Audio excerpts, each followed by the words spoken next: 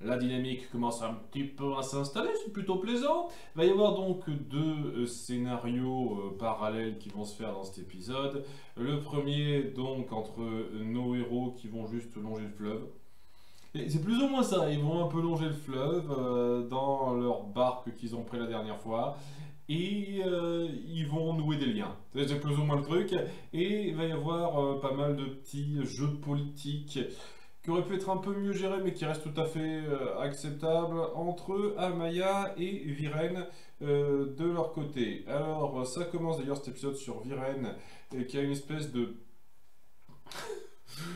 cache à papillon luminescent magique qu'il aspire, enfin dont il aspire la luminescence et la vie pour, je sais pas, rajeunir, c'est pas clair pour l'instant. Donc oui, hein, la magie d'ombre qu'il utilise apparemment, elle fait des trucs pas glop, hein, comme on s'y attend. Et donc après ça, il y a Amaya qui vient le voir pour lui parler directement du fait que elle a quelques petits problèmes, hein, du fait qu'elle n'a pas été mise au courant que le roi est mort et que sans qu'on la mette au courant, direct, il allait se faire couronner. Ouais, hein, j'avoue que de son point de vue, c'est peut-être un peu compréhensible. Sachant que ça reste pas super clair pour moi si c'est sa sœur directe ou si c'est une amie proche. Euh, Parce que d'un point de vue strict, si c'est sa sœur directe, elle devrait avoir accès au trône à un certain degré, sauf si on n'est pas vraiment dans on est dans un style d'héritage par le sang, mais avec des règles particulières bizarres. Donc ouais, c'est pas rendu super clair pour moi, ou peut-être que j'ai loupé un détail dans un des dialogues. J'ai l'impression que c'est plus une amie proche de la famille, quoi. Un petit peu ce que ça renvoie. Enfin bref, il s'engueule un petit peu. Viren précise que pour lui c'est important de garder le royaume bien sur pied et de faire gaffe à tous ceux qui pourraient s'en prendre à nous, que ce soit Xadia ou les autres royaumes humains, ce qui indique donc qu'il n'y a pas que ce royaume-là du côté des humains. C'était pas clair jusqu'à présent, donc oui, il y a plusieurs autres rois. Mais pour Amaya, c'est important de faire en sorte qu'on retrouve les enfants d'abord. C'est la priorité numéro un, et en attendant, personne ne sera sur le trône. Donc ça crée une petite mésentente entre les deux pouvoirs en place, mais après un échange assez sincère entre eux sur le fait qu'ils étaient attachés à ce gars-là, et maintenant qu'il est mort, il y a quelque chose de perdu, par exemple le moment où elle lui rend hommage avec son langage des signes qu'on ne traduit pas. Évidemment, donc j'ai pas compris ce qu'il a dit, mais ça sentait que c'était sincère et je suis sûr qu'il y a beaucoup de gens qui ont traduit ça. Faudra que je regarde, tiens, au passage, s'il y a quelqu'un qui n'a pas traduit cette partie-là sur YouTube ou ailleurs. Euh, on sent qu'il y avait une attache sincère des deux parties envers le gars et donc cette espèce de réminiscence les fait se rapprocher un petit peu et parler plus calmement de la situation. Et ouais, bon, l'idée, je le redis, de faire de Viren un proche du roi, moi je suis pas contre. Je trouve qu'il fallait vraiment pas le traiter de la façon dont vous l'avez traité dans l'épisode 3. Tout simplement, c'est ça qui plombe le truc et qui va malheureusement entacher beaucoup de ces moments-là sur le fait que Viren a cette attache envers le roi qui est parti et que j'imagine qu'il a quand même considéré comme prioritaire son désir de protéger le royaume, même s'il est mal avisé. On peut dire que c'est ça. Une fois de plus, un truc que je peux apprécier, c'est que Viren, même s'il emploie des mauvaises méthodes, il ne le fait pas pour le pouvoir bête et méchant, il le fait pour ce qu'il pense être la survie du royaume, ce qui lui donne un peu de complexité dans les motivations. Parce que ça sent quand même, en tout cas c'est bien parti pour être l'antagoniste principal. Bon, on verra, mais ça a quand même l'air bien parti pour. Hein. Il n'y a que 9 épisodes par saison. Je pense pas qu'on va boucler ça dans la saison qu'on a et ça me surprendrait qu'on crée un nouveau antagoniste totalement de nulle part. Mais on ne sait jamais, on ne sait jamais. Hein. Il reste pas mal de saisons après. Donc, Il y a un peu cette espèce de désamorçage entre eux qui se fait, même si elle lui fait pas encore vraiment confiance à Maya. Elle dit ok très bien, on a besoin de moi à la frontière pour que je protège le royaume parce qu'apparemment c'est le super général super fort qui s'y est doué en tout celle-là.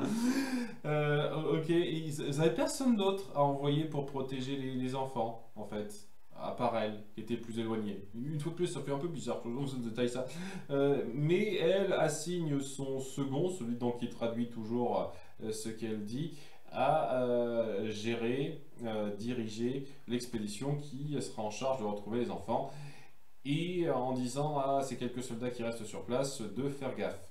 Et apparemment, ça va pas aider à beaucoup, hein, puisque de suite, une fois qu'elle parle, genre 5 secondes après, hein, 5 secondes après, il y a Viren qui dit en fait, non, non, hein, Gren, vous, ça va pas le faire, hein, ça va être Soren, mon fils, qui va s'en charger, et on vous enferme. Ta-da-ta, ta-da-ta. Je trouve que la façon dont c'est traité est un petit peu rapide, et peut-être un tout petit peu trop gaguesque sur les bords. Je trouve que. L'humour est relativement bien incorporé à 2-3 détails près. Là, c'est par des cas où il est un petit peu trop, un petit peu trop excessif, quoi. Vous auriez pu traiter ça un tout petit peu plus, sérieusement. Donc, ouais, ça se termine sur lui qui est prêt à faire pas mal de trucs à l'encontre des ordres qu'on donne pour protéger le royaume. Mais je sais pas exactement comment il compte exactement gérer la recherche des enfants. Sachant qu'en plus, il n'est pas au courant qu'elle a envoyé un de ses hommes de confiance surveiller les enfants et l'elfe, quoi. Donc, il y a pas mal de petits jeux de pouvoir, de camp l'un contre l'autre, alors qu'on est censé être le même royaume, qui se mettent en place, qui sont intéressants. Ça aurait pu être mieux fait en termes de mise en scène à 2-3 moments, mais globalement, c'est très bien fait.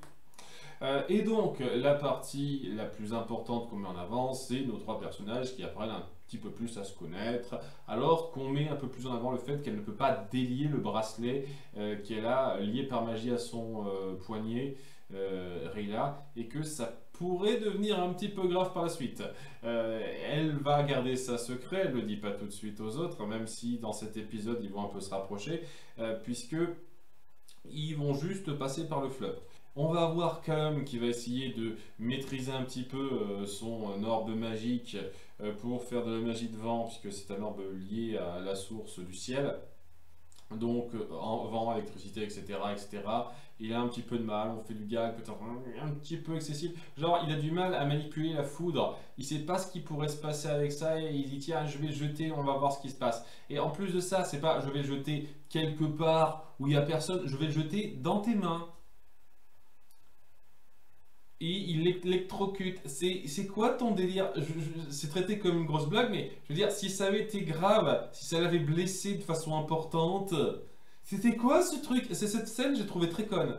Vraiment très conne. Montrer qu'il est un petit peu tête brûlée à ce niveau-là, il fait pas trop gaffe, je veux bien. Mais qui se disent tiens, je vais lui balancer ça dans les bras, rien à foutre, c'est pas grave, je réfléchis pas. Je trouve que c'est un petit peu excessif. Et le fait qu'on joue pas une seule seconde sur le fait que ça aurait pu avoir des conséquences graves, c'est un petit peu... voilà, j'ai partie des petits moments où l'humour est un peu discutable. Le reste de l'humour, ça va. Le reste de l'humour, ça va. Mais cette partie-là, il a un petit peu de mal quand même. Alors, enfin bref, ouais, il décide de prendre le fleuve. Enfin, c'est surtout Callum et Ezran qui se disent qu'on va prendre le fleuve. Ça ira plus vite, hein, ça va dans la bonne direction. En plus, c'est pratique. Seulement, voilà, elle est un petit peu frileuse à cette idée, Rayla, parce que elle n'ose pas avouer qu'elle a peur de l'eau. En gros, elle a le mal de mer et... oui, l'aquaphobie, ça existe. Et donc, il va y avoir ce moment où ils vont un petit peu la charrier là-dessus. Ils vont essayer quand même de lui faire prendre un peu plus confiance et oublier ça en étant plus gentil avec elle, tout en expliquant notamment que battre à pattes, c'est ça, est en fait un mets de choix pour les poissons carnivores. Donc il faut faire un petit peu gaffe aux gars. Je trouve que pour des gars qui savent ça, qui savent que leur animal de compagnie risque sa vie en étant proche de l'eau, vont accepter de façon très calme, très osef de prendre le fleuve, alors que ça aurait pu être un argument contre assez facile ça, hein. Et on jouera même pas dessus à la fin, parce que un truc qui va se passer, c'est que donc ils vont essayer un peu de nouer des liens. Les dialogues sont bien fichus à ce niveau-là. À un moment donné, il y aura des rapides. Ça les fera se marrer un peu parce que c'est pas des trop gros rapides, c'est pas une grosse chute de 30 mètres non plus. Mais à cause de ça, il va y avoir Brintapat qui va finir à l'eau.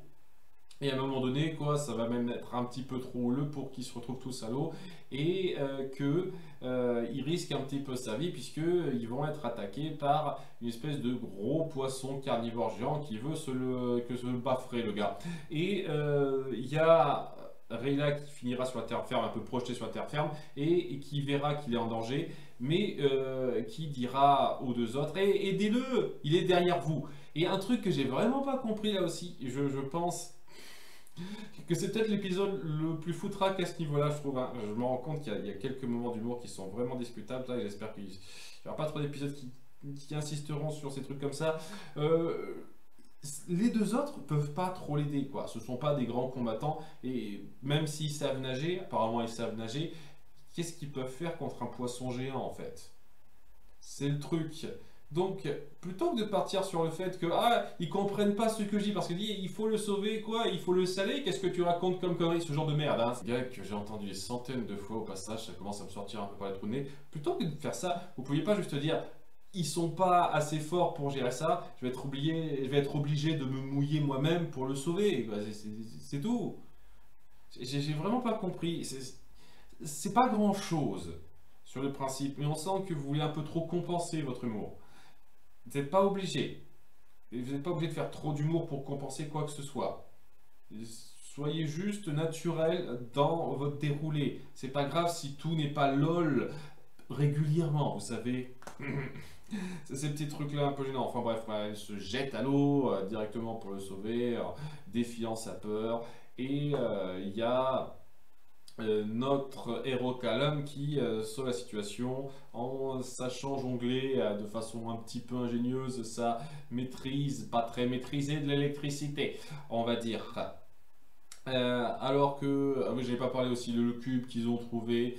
Apparemment, son truc, c'est de pouvoir repérer lorsqu'il y a un être qui possède, qui est affilié à une magie spécifique d'une des six sources.